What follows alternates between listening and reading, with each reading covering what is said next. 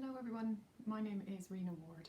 I teach sewing for a living. I teach in Sallynon College Further Education, and I wanted to create some videos for those people who are stuck at home during this COVID crisis and would like to sew. So many people have a machine tucked away in a wardrobe or an attic somewhere.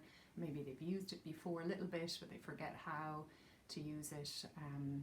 So I'm just creating several videos to help people utilize this time and get on the sewing machine if they'd like to. So there'll be videos on how to thread the machine, how to wind a bobbin, and maybe some few basic sewing practices to get people started up and running on the sewing machine. There'll also be a video on how to make a mask, like a little cotton mask.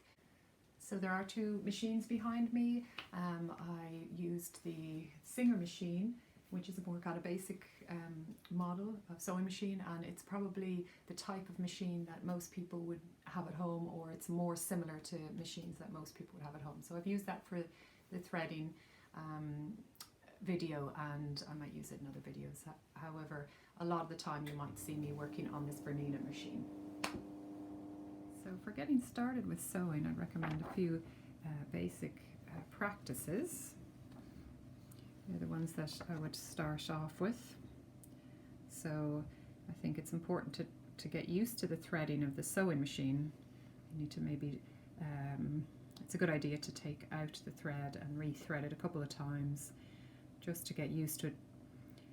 And then if you haven't sewn for a while, it's a really good idea just to get on and just actually stitch around in any way or manner just to get yourself used to the stitching.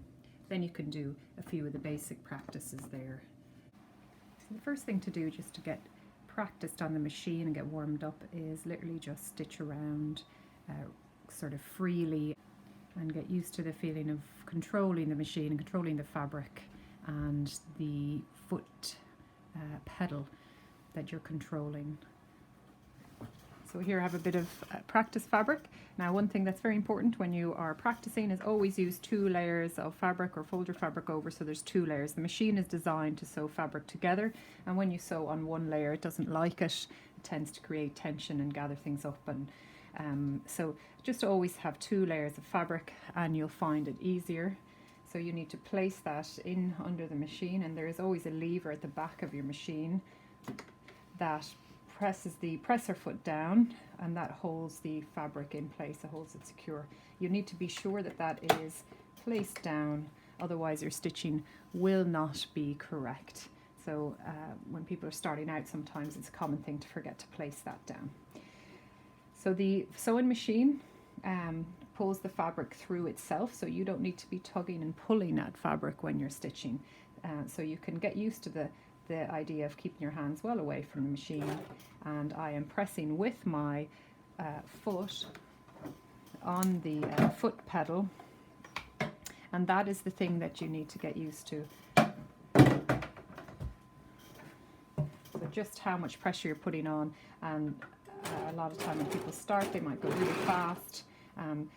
It can be hard to get that nice balance of holding it a little bit so that you are going slowly. So the concept of sewing, it's really important to understand that you are manipulating the fabric. The machine sews in a straight line, will always sew and bring the fabric through itself. You have to arrange the fabric in whatever direction you want to get it to sew. So if you're sewing a slight curve, you've got to slowly and gently pull the fabric around into the position that you want it to sew in. So I can sew a sort of move it gently. Notice how far away my hands are. I don't need to be up there in the machine, and it's dangerous to do that, so just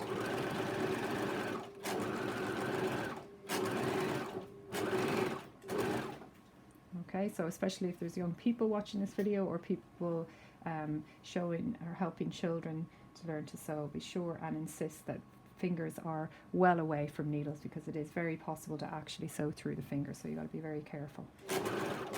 So I would suggest everyone just have a go at trying to stitch, get the feeling of how it is to press on that foot pedal and try your back stitch. So on this machine we'll be lifting this up, going back, forward. The back stitch knots things, so you need to back stitch everything at the start and the end. So the back stitch can be in various different positions. It's in an unusual position on the Bernina machine, it's here. You lift that dial and you stitch along and it will do your back stitch. And in this machine, it's here, this lever here. You hold that down while you're stitching and it will back stitch.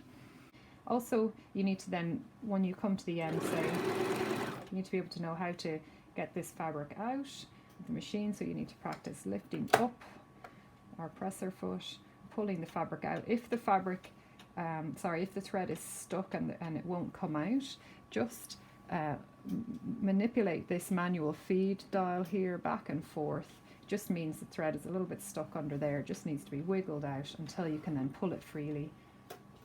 And use your thread cutter at the side of the machine or wherever it is on your machine, or alternatively just snip it with a scissors. So I would practice that. That would be my first suggestion to get going. Putting that presser foot down, using that lever, stitch away, get used to the pressure, get used to your back stitch, and get used to holding your hands away from the machine and let the machine do the work. Then get used to lifting up the lever. See, if the needle is in the machine, you can't get the fabric out. So again, you can maneuver that using your manual feed and back and forth until you can pull it out and snip it. So that is your first practice, or basically what I would consider really a warm-up.